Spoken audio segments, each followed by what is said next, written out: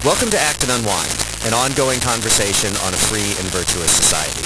I'm your host, Eric Cohn. I want to thank you for listening, and I want to ask that if you're listening to us on our website, that you navigate right now to the show notes for this episode, where you're going to find a link to subscribe directly to Act and Unwind at Apple Podcasts, Google Podcasts, Spotify, or anywhere else where you listen to fine podcasts. And if you like this program, please leave us a 5-star review at Apple Podcasts so as to help more people find our show. I'm joined today by Dan Kuger, Acton's librarian and a research associate, and Dylan Hamann, executive editor of the Journal of Markets and Morality and a research fellow here at Acton. And today we're joined by a special guest, Terry Mattingly, who leads getreligion.org, a senior fellow at the Overby Center at the University of Mississippi, and for 33 years a syndicated columnist on topics of religion. He's the author of the essay, The Evolving Religion of Journalism, which appears in the latest edition of our magazine, Religion and Liberty. And we'll include a link to that essay in the show notes for this podcast. So this week, we'll be discussing the State of the Union address from President Joe Biden, a little bit of a pop cultural grab bag with the Grammys and the Super Bowl. But first, we want to start with Terry's essay in the most recent Religion and Liberty magazine. I'm going to read the teaser for that essay. Coverage by mainstream media of religion, values, culture, and education seem hostile to the beliefs of many Americans. There's reasons for that. There's been a paradigm shift in how journalism is done and for whom. Terry, thanks so much for joining us. Why don't you tell us what is the paradigm shift in journalism and on how it's being done and for whom? Well, the key here is that the business model has changed. Long ago, soon after the cooling of the Earth's crust, I was a graduate student at the University of Illinois in Urbana-Champaign. And the great late journalism historian James Carey was the dean of the school at that time. And he must have used the mantra 1,000 times, technology shapes context. And the key is that whatever form of technology you're communicating through will have different strengths and weaknesses. And that's going to shape what you get to cover and how you get to cover it. The stories you get to tell and how you tell them. So the paradigm that's changed in journalism is business model change, and it's directly linked to moving from ink on paper with a general wide market approach to advertising to the world of the internet, which essentially the thing the internet does best is divide us into very, very small niche groups that can be targeted with very specific context. And the issue is what happens to public discourse when we're all living in these small, concrete, digital information silos. And we don't hear anybody else, and we don't trust anybody else. And so the discussion about journalism and religion in particular, which has been a part of my life ever since that graduate degree at the University of Illinois in the early 80s, I wrote my graduate project on why newspapers don't cover religion. And what we've essentially moved from a discussion about media bias involved in stories of religion, culture, morality, etc., religious liberty, etc. We've moved from that into the realization that the entire form of journalism has changed because advocacy and bias is now good business. It's how you get people to pay for your content. It's to use a Southern phrase, I grew up as a Southern Baptist in Texas. The Southern phrase for it is preaching to the choir. And simply stated, in journalism today, it's good business to preach to your choir. The problem is that means you're not hearing anybody else. And I would argue, and what I argue in the essay is that's now tearing American public life. Sure has. I think we see this manifested as well in culture, not just in journalism, right? I remember this piece in the Weekly Standard from Sonny Bunch a number of years ago, where he discussed the change in the way people consume pop culture media, in that, how many millions of people, like something like 60-some% or 70-some% of all televisions in America were tuned to the finale of MASH. And there's just never going to be a cultural moment like that again. The most watched show of maybe the last decade or so is probably Game of Thrones, which is on a premium pay-for cable network. But even still is attracting, something like, I think 30 million people who are viewing it on a Sunday evening.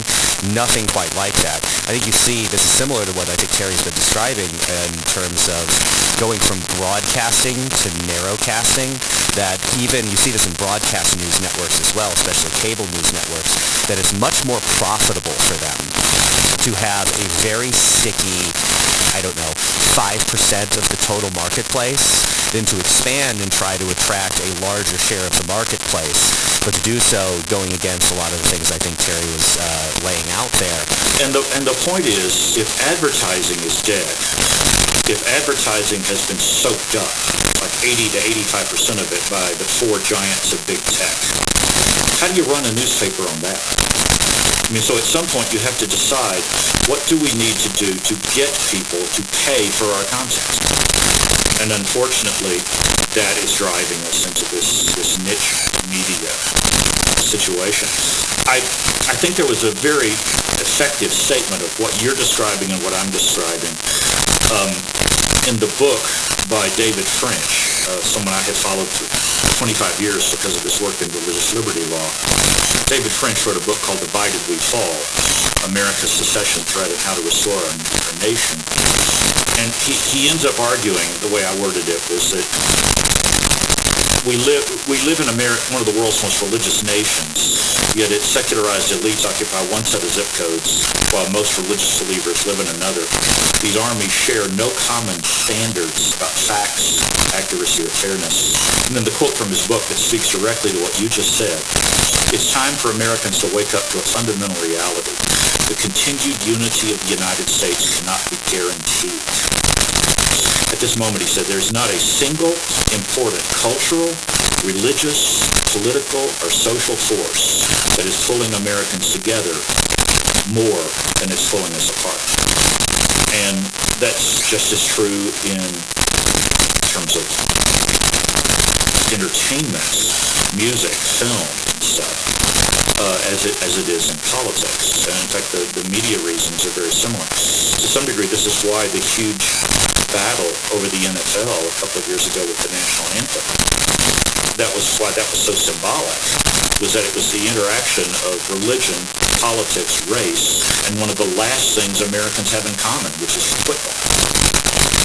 And so all of a sudden we saw a culture war, as James Davis and Hunter would define it. We saw a culture war break out about the NFL because all of a sudden one of the only institutions we had left in common had been pulled into these things. Terry, your piece is fascinating in a lot of ways, and you've talked a lot about how the business model has changed, and it's led to a sort of paradoxical situation where media outlets are increasingly listening to their subscribers, and that has resulted in a paradoxical sort of narrowing of their vision. That previous model that relied on advertising, and I'm trying to just unpack this a little bit. The customer there in terms of advertising is, let's say, Sears Roebuck, which intends to sell people refrigerators. And, everybody needs a refrigerator. And Sears has an interest in everybody who's interested in getting a refrigerator and seeing their ad for refrigerators. So there's a way in which, it's a much less democratic funding model. But the interests of the advertisers are in the largest sort of audience possible. Is there also a sort of ideological buy-in? I'm thinking now of like Walter Lippmann's Public Opinion, which was written in the early part of the 20th century, where the nation's elites were sort of trying to square the circle of how in an increasingly democratic age in which we have more and more political participation among more and more segments of society, how do we create informed voters? And how great was that buy-in among journalists as a class before the recent sort of economic destabilization of journalism? And how big of that buy-in was also there in the advertisers? Yeah, let me put on my journalism professor hat for just a minute here and flash back a bit. If you looked at American journalism in the mid-19th century, we had a technological event that happened. And basically, the printing presses sped up. The equipment got better. And all of a sudden, instead of being able to publish, say, 20,000 copies of a newspaper, all of a sudden you could publish 200,000 copies of a newspaper. And if you looked at that era, Dr. Marvin Olasky has written about this some in his history works as well. If you looked at that era, like if you were in New York City, there would be like 20 daily newspapers. And they all targeted very small segments of the New York community. You know, labor, socialists, Latino, Puerto Rican, Jewish, Hasidic, Christian. There was a Christian newspaper, openly Christian. Liberal, conservative, you get the idea. Blue collar versus upper class. That was because you could only go after a small amount of people with your advertising. And it made sense to target your audience and go after it. It made economic sense. But then as the printing presses sped up, all of a sudden you could sell newspapers to 200,000 people. And the economic benefit was to have advertising at a broader base of people. Like you said, refrigerators, cars, general groceries as opposed to like vegan Whole Foods, or something. You go after the broader marketplace. And it was in your economic interest to produce stories that could be read by a wide variety of people and have them see their lives reflected in those stories. And this led to what historians would call the American model of the press, which is discussed openly, in my article. The problem with the internet is that once again, it's made the economic logic break down into the niches. Once again, it makes sense to go after a narrower audience, keep them happy, and then have them pay for your content. Since, opposing Donald Trump was a total bombshell economically for the New York Times. It got the million of new digital readers, in blue zip codes all across the United States. Now back to your question about what is the political bias of the American model of press. Simply stated, it was old school liberalism. It leaned toward more of a free speech, general market of liberalism that tried to treat different voices fairly and accurately and with some degree of sympathy because you wanted them to keep reading the newspaper and buying the stuff in the ads. It leaned toward an old liberalism, whereas what we're seeing now in this niche approach leans us toward our extremes. It leans us toward very specific political views and very specific political biases. And then built into it, and this is a whole other subject I could talk for hours about, journalists used to come kind of from an old liberal blue-collar urban environment for the most part, except of course in other parts of the country, where you had more local. But the elite papers were this old school liberalism.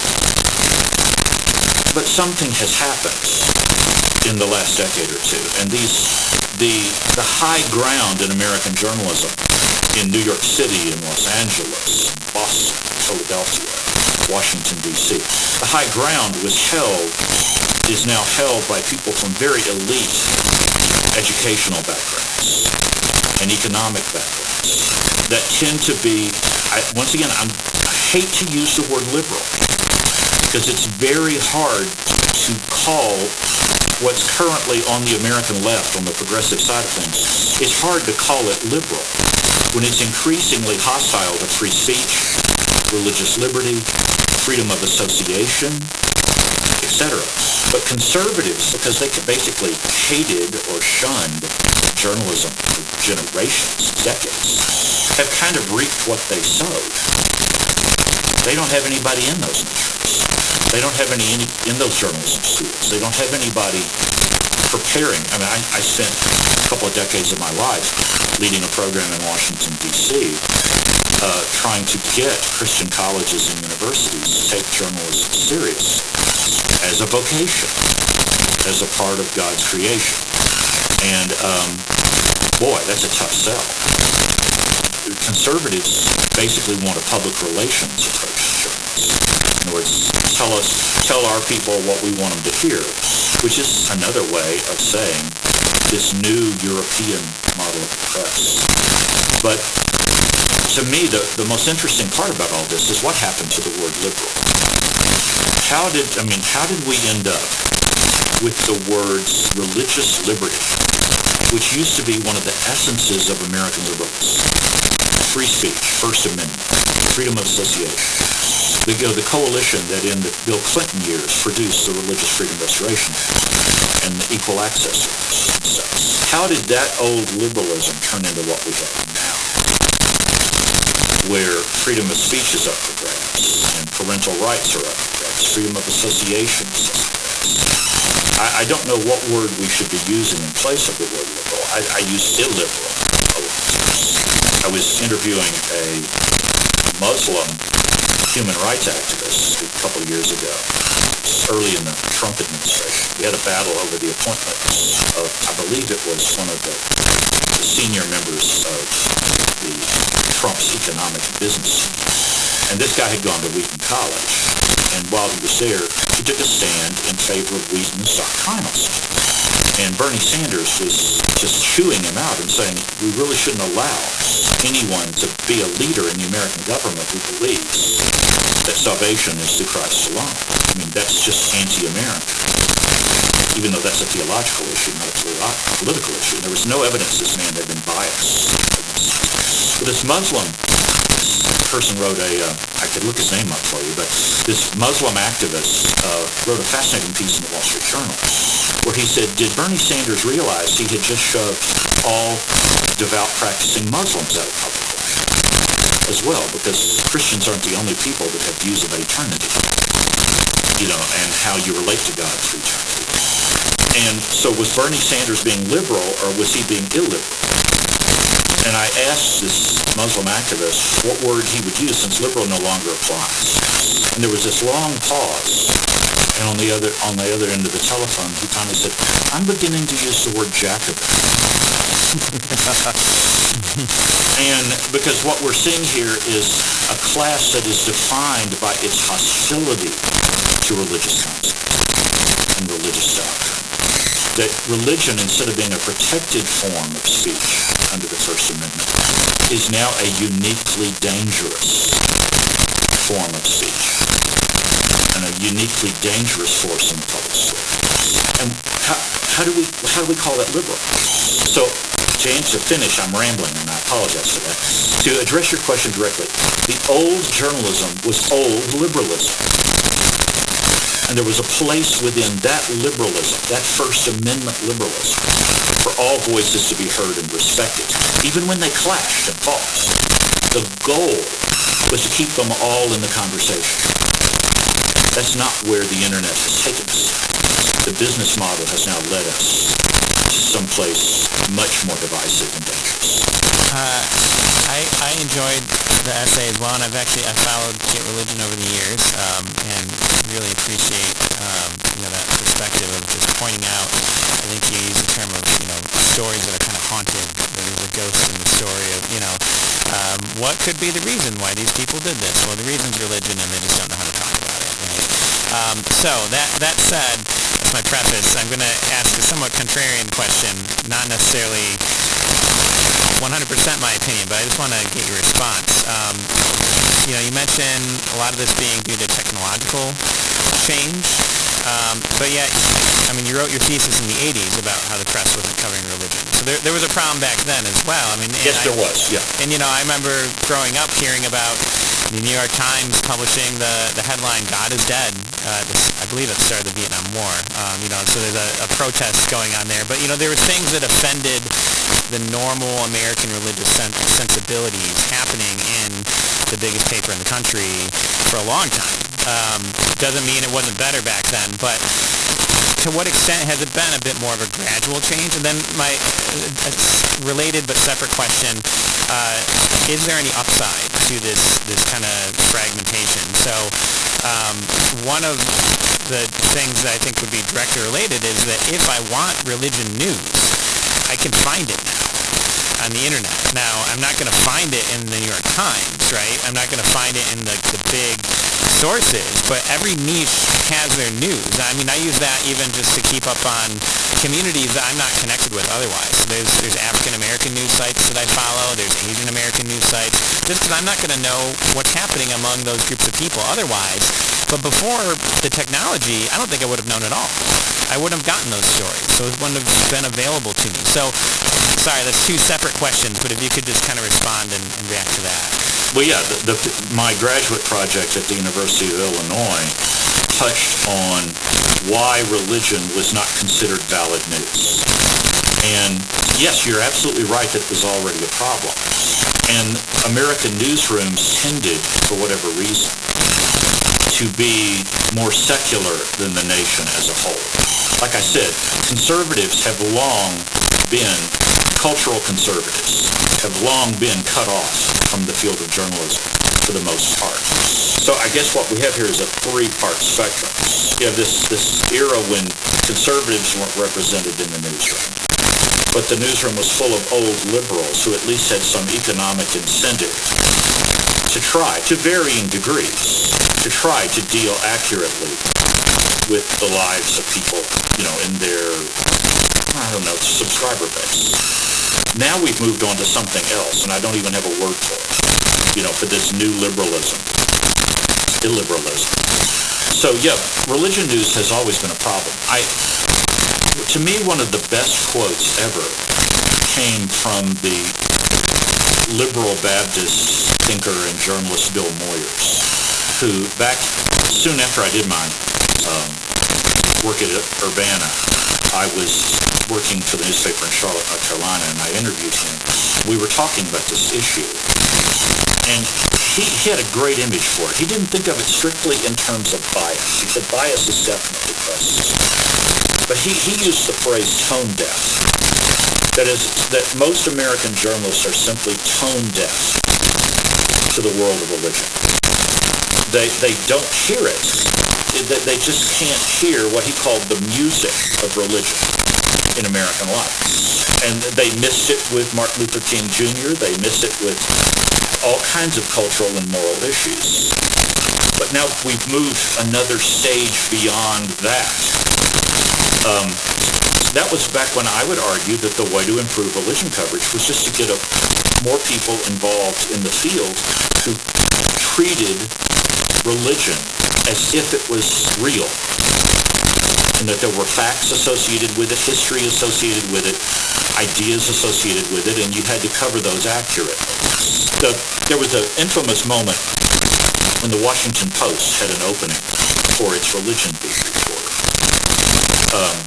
And this is pre-internet, so they had posted it on the board, and someone tore it down and sent a fax of the notice to a friend of mine, another religion reporter. And it was interesting, and it's kind of like wanted religion reporter. The ideal person, now the key words here are the ideal person for this beast, is not necessarily religious, nor an expert on religion. The ideal person, in other words, the less you know about religion, the more qualified you are to cover it. And I ask people to ponder, try to imagine the Washington Post, wanted National Football League beat reporter. The ideal person for this job does not watch football, is not interested in football, doesn't know anything about football. The ideal person they're going to bring a unique, fresh approach to football. They don't even know what it is. Okay, so, or how about Supreme Court reporter? Speaking of religions, Supreme Court reporter. The ideal reporter to the cities does not have a law degree, has not studied law, and actually isn't all that interested in the Supreme Court. And they're going to can you picture an elite publication taking that approach to a topic? Yet this is arguably one of the 2 or 3 major newsrooms in America, saying the ideal religion reporter knows nothing about it, has not covered the beat newspapers. I knew personally when they posted that job, several people applied for that job who had been nominated for Pulitzers, in some case for work related to religion. And their resumes were not even considered. They hired that from a member of somebody out of the Bureau. Now, the Washington Post today, the religion beat is covered by several people with tons of experience and training. And it shows up when the Washington Post covers religion as religion. The problem is what happens when the Washington Post believes that something is actually more political than it is religious, and they assign the topic to the political desk. And now you have religious factors just being ignored or something crazy happens. So where the best religion reporting is done by people who want to cover religion as an important topic in American life, and they want to treat religion as if it was real, as if it actually existed, and that there's money and facts and lives and distinctions and doctrines and history and things you're going to have to know about. There are facts there. There are beliefs, and there are facts, and there are facts about beliefs. Okay, so now let me get to the second part of your question. You're right that there's a lot more religion on the internet. The problem is that most of it is being produced by niche sites that are open in their advocacy about one perspective or another. And that's a type of journalism. I read a lot of it. I appreciate it. I like it. The problem is that we don't have the old approach to journalism on many of those sites. So the reader has to go in knowing. In the piece I wrote for Acton and for the Religion and Liberty, Marvin Olasky says we're going to have to start treating publications as if they're political parties. And I think tragically that's an accurate statement, which means the American reader now has to go wade into this topic on their own and create some sort of net that they're going to cast into the raging ocean of the internet and try to gather up information to make up their own minds. In fact, they're going to have to re-report the story to themselves. Reading transcripts or reading interviews or whatever. So thus, the last paragraph of the piece, if I can read it, the sobering bottom line: when seeking journalism they can trust, perhaps even news that offers balanced, accurate coverage of views other than their own, American citizens are now on their own as they search the World Wide Web. God help them. I'm wondering how you think this change is it, or at least potentially could it be for the better? Because the previous model, the paradigm of journalism, was this idea of non-biased reporters, people who are just reporting the facts that they don't have any implicit biases within themselves. When I think we all were adults here, and I'm sorry, I got to shut you down just for a second. Go ahead. You're using the word objectivity as a philosophy. What we saw come out of the 19th century and the early 20th was not objectivity as some grand statement that journalists had blank slate minds. What we had was a set of objective standards that tried to treat journalism almost as a kind of social science. Now, it was being practiced by a wide variety of people, but the key was they had standards about how they would cover things. It's not perfect. It's not perfect. But you're going to strive to be accurate. You're going to strive to show respect for for people on different sides of issues. You're going to try to be balanced. That's a goal. Right. But I'm very sorry to have interrupted like that. But No. I think that is true, and I agree with that. But I think that the point that I was making is that even with those standards existing, like the Columbia Journalism School kind of standards and all of that, we all recognize. I mean, there was a whole cottage industry within the political right of pointing out the problems in media bias and all of that. But of course, these problems existed previously. Compare that to, say, newspapers in the United Kingdom, where there's a newspaper that is, again, catering to different kinds of niches. Right. As I look at it, I think maybe the simplest way to describe it is we've evolved to something more like what the United Kingdom has than the philosophy of objectivity and the kind of standards you were describing. In a sense, could this be better? Do we get, at least people a little more on the record of what their implicit biases are that they're approaching the story with, or at least from the perspective of newsrooms, the bias that comes, not necessarily in the views of the people who are reporting and writing the piece, but just in the story selection at the very beginning of the process, that there's certain things will be covered and certain things will not be covered just because that's what they think is relevant or not relevant. Right. Do you see National Public Radio and the New York Times and the Washington Post being transparent like that? We're by the way, evangelicals, you have no reason that you should be taking our news seriously. We're here to meet the needs of the following cultural groups. And if a story is going to involve your life and your most cherished beliefs, your children and your money, don't expect to see your viewpoint represented accurately in our newspaper.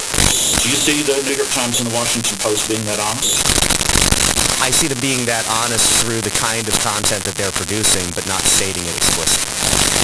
Precisely. So if the new standard is transparency, the national media needs to be more transparent about what their biases are, but they don't want to admit that. In other words, if we're going to the European model of the press, go to the European model of the press. Be honest about it. This is a socialist newspaper. Print it on the masthead. The following viewpoints will not be allowed in our newspaper because they are bigoted and dangerous. They are uniquely dangerous to American public life, and thus we are not obligated to cover them accurately or fairly. Print that.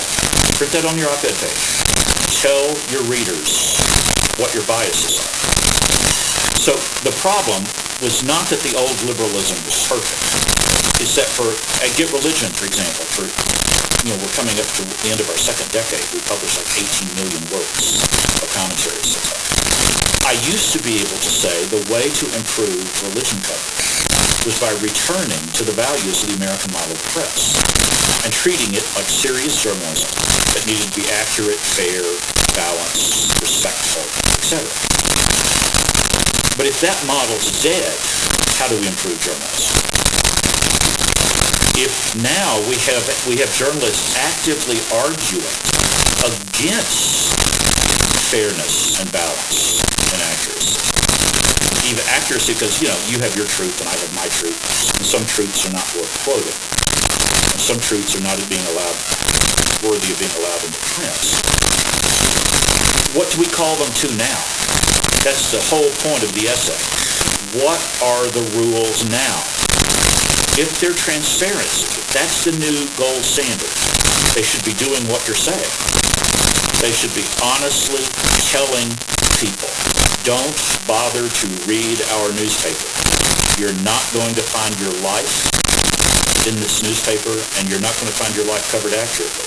Liz Fayed, when she was let go as the public editor of the New York Times, a New York City liberal, former editor of the Columbia Journalism Review, she was publishing column after column with liberal New York Times readers saying, is the Times even interested in listening to half of America? Are you even going to tell us anything about their lives and what they believe? How did Trump happen? Part of it happened because you weren't even listening to half of America. And the point of my essay is the New York Times doesn't have an economic interest in listening to half of America. If it listens to half of America and publishes their views accurately, Twitter gets mad as heck. Or at least free Elon Musk, libertarian Twitter. Okay, so you get my point. They no longer have an economic interest in covering half of the United States. So what happens to American politics and public discourse? How do we talk to each other? So I have a harebrained question and a harebrained observation just to add to this. One, this doesn't really solve the dilemma that you've outlined, but I wonder if something like this could help. Maybe it's just too impractical. But I've noticed. So you mentioned the religion reporting job description where they said, we don't want someone with competence, basically. I've noticed that's not just true of religion. I'm not myself a scientist, but I do edit a peer-reviewed academic journal. And the way that science reporting is done is alarming. I mean, they basically just give anybody with a journalism degree, I presume, and that's their beat. And they might have no background in science. And so what they do is there's a story on climate change, and so they call up the local professor of biology who may know nothing about climate science, right? And they they read like a working paper, and they make an article out of that. And I look at this knowing academic standards, just completely bewildered by not knowing the accuracy. I can't judge the science, but knowing the methodology is all wrong. So I wonder, would it be? I guess maybe this is more just pie in the sky, in a ideal world. Would you like to see journalists have to have relevant minors that then are funneled into a beat, if that makes sense? So if you're going to school, you want to be a journalist, you get your degree, you get a science minor, and then you can have the science beat, or you get a sports athletics minor, and then you have the sports beat, or you get a theology religion minor, and you get the religion beat. There's actually some credentialing going into it. I know that there's all kinds of problems with the university system and all of that, but I can't imagine that wouldn't help. So that's the one. And the other side, again, unrelated, so sorry to pair two things like this, but when there's breaking news now, more often than not, I find myself going to, on the one hand, places like social media, which is very problematic in that, there's stuff being circulated as eyewitness reports that are actually computer games, correct? Things like, so there's, but the other place I go, which I found to be far more reliable and interesting, is Wikipedia. And I'm wondering if you have any opinion on this, in that I remember growing up, when Wikipedia started, everybody said, don't use Wikipedia, don't cite it on your papers, don't use it as a source, on and on and on, until I got to grad school. And suddenly they said, if you're beginning a research project, one of the best places to start is actually Wikipedia.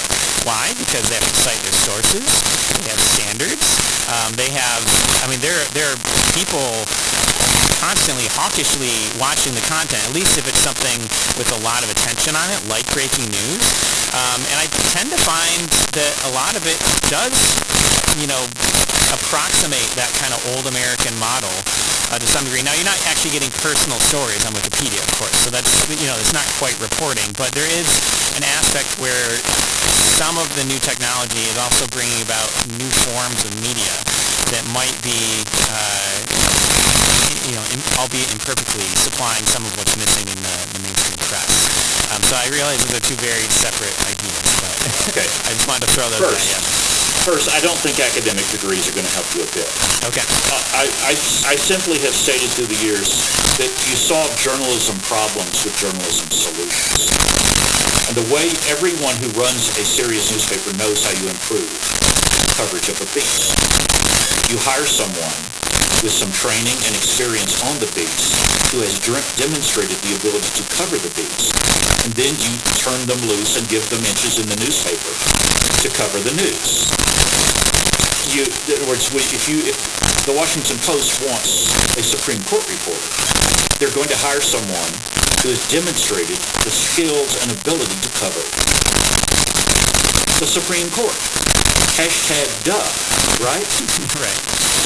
If you want to cover the world of sports with excellence, you hire veteran sports reporters who have won awards demonstrating their competence in covering sports. The same thing would happen with science, which is a subtopic that the newsroom, I think, avoids because it's just too dangerous and too complex. And maybe the same can be said of religion. It's too dangerous and too complex, so they've ignored it. The only problem is that we live in America, and it gets involved in other subjects, like politics, and like the arts, and whatever else. Religion has a way of not going away, no matter what you want to do with it. So to answer that question, I've argued for a long time that you solve the journalism problem of religion coverage with journalism solutions. But once again, now the economic model is undercutting that. What's the incentive of hiring someone who is skilled at covering a wide variety of religious groups and viewpoints and all that, if you're not going to allow that reporter to actually cover them in their newspaper? Because certain voices, we already know who's right, we already know who's wrong, we already know who's stupid, we already know who's smart. We've already decided who's worthy of being allowed to take part in American public discourse. And we've already decided who isn't, who's dangerous and who's virtuous. All of that's decided in advance because our business model makes it that way. Because the only predictable money we have now is subscribers. As for Wikipedia, you're getting close to something here. I view Wikipedia and Twitter actually the same way. My wife is a retired computer-based reference librarian. Okay. And I have a negative attitude toward Wikipedia with the understatement here. The only reason you read Wikipedia is the reason you read Twitter. Every once in a while, you're going to get a URL to an actual document. Yeah. You're going to get a URL to an actual transcript. You're going to get a URL to an exceptionally good op-ed that points out the flaws in a particular topic that's being, how the press is covering something. You have the ability to go get information on your own. God help you, as I said at the end of my piece. Now here's the problem. Looking at the United States of America, do you see the American public being willing to do that? I can't even judge. Yeah. The public says they want balanced, accurate, fair-minded journalism. Yet our consumption of highly biased cable and internet news goes up and up and up. Now that's at the national level. The difference between the United Kingdom and the United States is you're dealing with an infinitely larger landmass and cultural diversity. In England, you can have 6 or 7 national papers that dominate the public discourse, and they openly proclaim their points of view. That just doesn't work in America.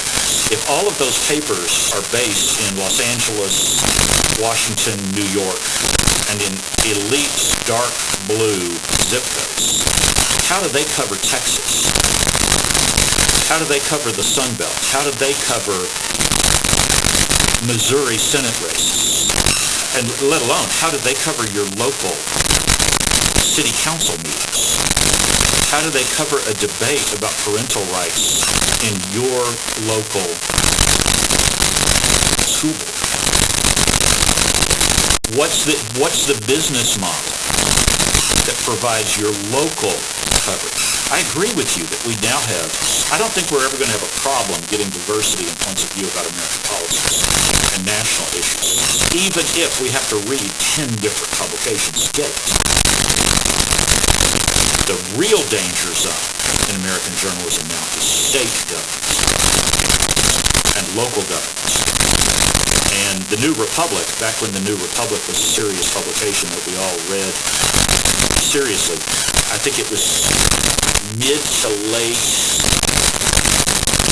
somewhere around 2009 or 10, they published a cover story about the crisis in American journalism, which influenced a lot of my views highly.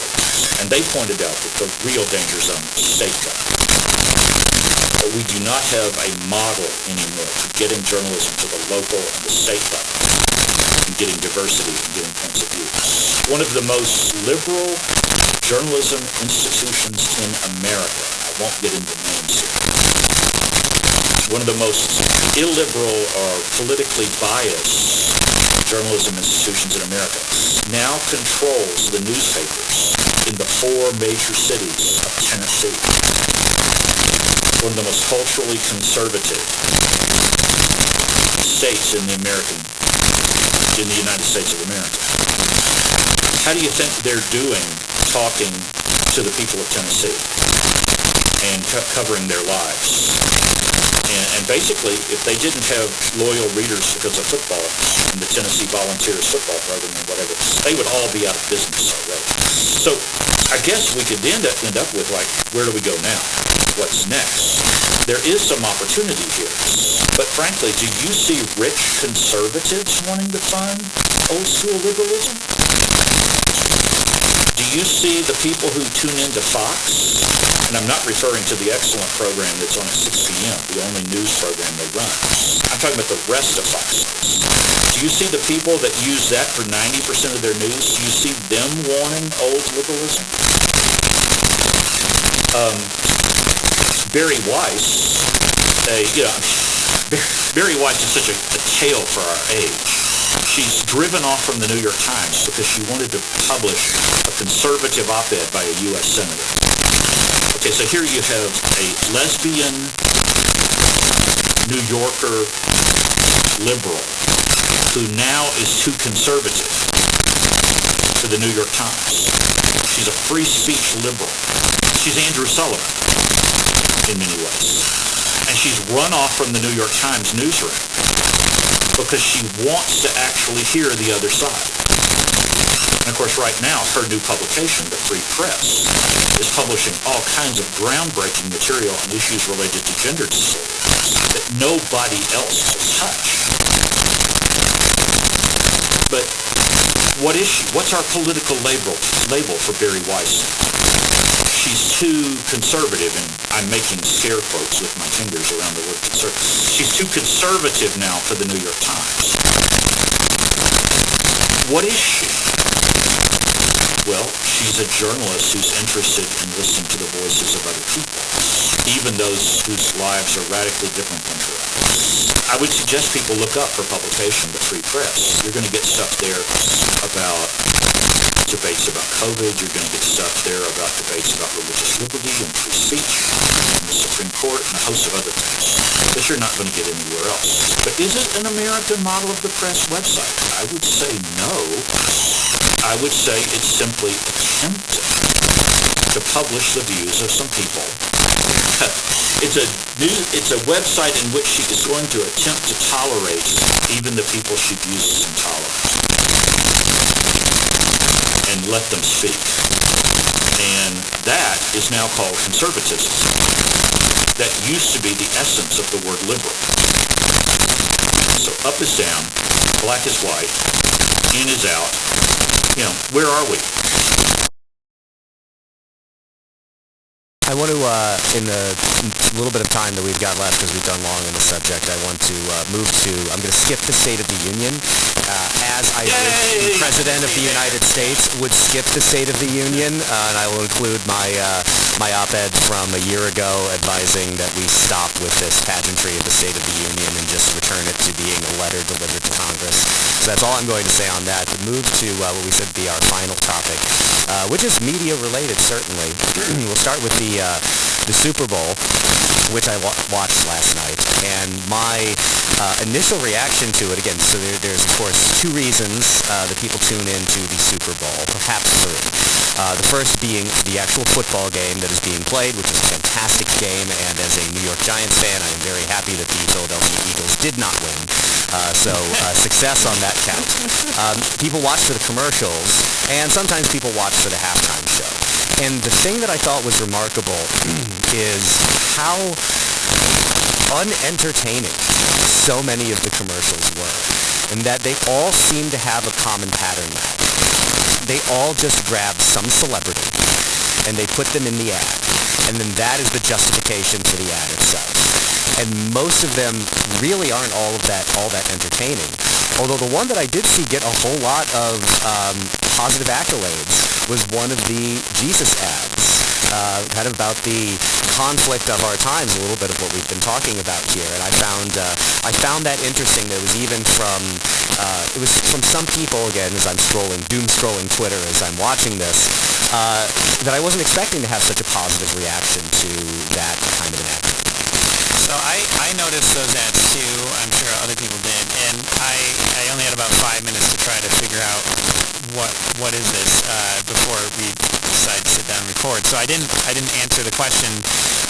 I know, if I'm not mistaken, I believe ads were about $7 million a spot, and they had 2.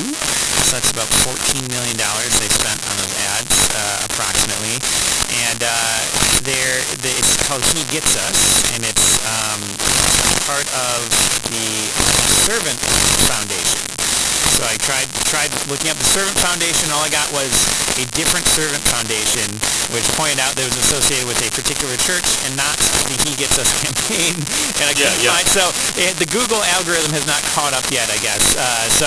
Or at least my own personalized Google algorithm. So I don't have the information on that. I'm kind of curious to know. It did feel like this is actually a weirdly refreshing ad, and that it was like, love your enemy, the end. Great. Let's have more of that. I, for years, I've heard somebody else say this as well, that if you remember the ads, I think they still do them, that the Church of Latter-day Saints takes out, that basically just say, be a good person, be kind to others. I remember somebody remarking, it was like, why doesn't the Catholic Church do that? Like, why don't a whole bunch of other denominations, especially ones that have the money to do that kind of thing, do that? And I don't have a good answer for That that. was kind of my thought, is, are these Mormons? But I still Well, haven't it answered doesn't that look question. like it. I did find a piece that I think was in Politico where they tried to chase down the money that was funding the ads. And the big controversy in it was that they also give to go ahead, Terry's interrupting. Conducting. If you go to Get Religion this morning, Yes, there we go. Oh, good. Bobby Ross Jr., his Religion Unplugged column that he writes for them, and we run it, and Bobby's been working with us for more than a decade. Bobby will have links to a bunch of serious journalism pieces about that ad and who's great. behind it. Kind of the basic We'll include that in the show notes. kind of the winsome evangelical approach that they're attempting, in the midst of all the shouting. I have to admit, when my brief scan of Twitter this morning before getting ready for the show and frankly finishing editing Bobby's piece to get it up as a post-Super Bowl piece, Twitter this morning, among cultural conservatives, are talking about 2 things, neither of which will surprise you. One was a Pringles ad, which included the people getting the Pringles can stuck on their hand. And then it had a sonogram of an unborn child with a Pringles can stuck on his hand, which now means this is a controversial ad because it showed an unborn child. Welcome to America and the issues that will not go away. The other thing then is the halftime show. Now, I didn't watch the halftime show. I've kind of given up on that. But this morning, the discussion of the halftime show is that Rhiannon was modestly dressed and visibly pregnant. And that she did the show without hiding her pregnancy and just singing, instead of like some sort of Super Bowl pole dance, which things that have happened sort of in the past. So welcome once again to America. So what are we going to be arguing about after the Super Bowl? Culture? Politics? Religion? The national anthem. Why were black and white players in tears during that national anthem? Well, okay, it was sung by a country western artist with a kind of a mixed conservative liberal fan base. And it was sincere, and it wasn't postmodern. It was interpretive, but it spoke to a large part of Americans. At the same time, we also have a discussion on Twitter this morning, the fact that when they performed Lift Every Voice and Sing, the national anthem of Black America, they left off the 3rd verse, which is the explicitly Christian 3rd verse, speaking to the black church. And the part where he says openly theistic and openly biblical. So why couldn't that 3rd verse be sung before the Super Bowl? you're going to sing the black national anthem, maybe sing the black national anthem? Or is part of it too controversial for American public discourse? So here we are, we're talking about the Super Bowl.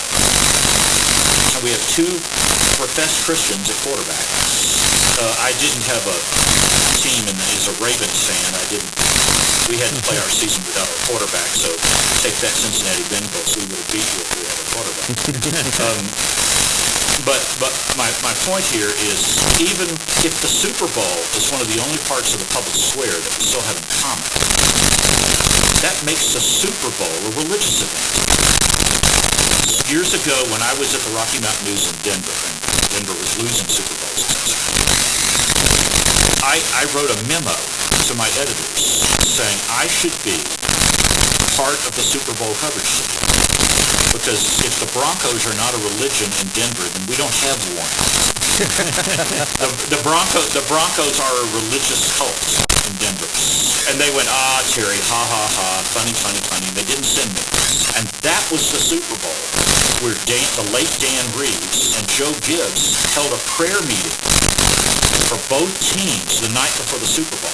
And there was this massive controversy about how do you let these warriors who are supposed to beat each other's heads in, it's going to compromise the game if they get together and love each other and pray together. So all of a sudden, the guys we did send to the Super Bowl are calling me back in Denver going, who are chaplains for the Broncos? What church does Dan Reeves? Oh, Dan Reeves is an elder at an evangelical Presbyterian church and teaches Sunday school? And Joe Gibbs is a born-again Christian who worked for Billy Graham. Who are these people? They couldn't cover the story because they couldn't hear it. That now even affects our Super Bowls. This sounds like a reason, Eric, for you to get me Super Bowl tickets to the next Super Bowl. Yes, to send you as a roving reporter for Religion and Liberty to cover the Super Bowl. I'll get that. I love that idea, by the way. And I get to go too, okay? Y'all you got to send me to that as well. We've just doubled the budget for the magazine for the year, I believe. Yeah. So my question with the who gets us out, because I think this is interesting, because it's trying to raise awareness of the greatest story ever told. But it seems like you would not need an awareness campaign of in, again, the most religious nation in at least the Western world. Why do you think this campaign seeks to raise awareness, and why in the particular way that it does, with the particular messages that it does? Two reasons. Basically, this is, please don't hate white and black evangelicals. That's part of what this ad is saying. Please don't hate us. Second, we've had so much attention given to the nuns, N-O-N-E-S, the religiously unaffiliated, justifiably so. The middle of the American spectrum of religion is vanishing and heading to the traditional religion side and the religiously unaffiliated side. Now, my Get Religion colleague Ryan Burke is a must-follow Twitter guy with all of his charts about religion, political scientist in Southern Illinois, who is a liberal Baptist pastor, and I'm using the term liberal there in an old sense. Ryan notes that we are conflating all the religiously did I get the word right? Is it conflating? Mm-hmm. We're pushing together all of the religiously unaffiliated, and we're ignoring something. The nuns, N-O-N-E-S, predominantly white, rich, and highly educated. Then there's an entire other group that shows up that in effect are trying their best to make up their own religion. And they still have a lot of traditional religious views or instincts or whatever, but their lives are messed up. They're predominantly unemployed, lower class, blue collar, white, black, Latino, whatever. And they're not a part of any particular religious movement, but they still have a lot of religious instincts. And they're the fastest growing segment of American public life.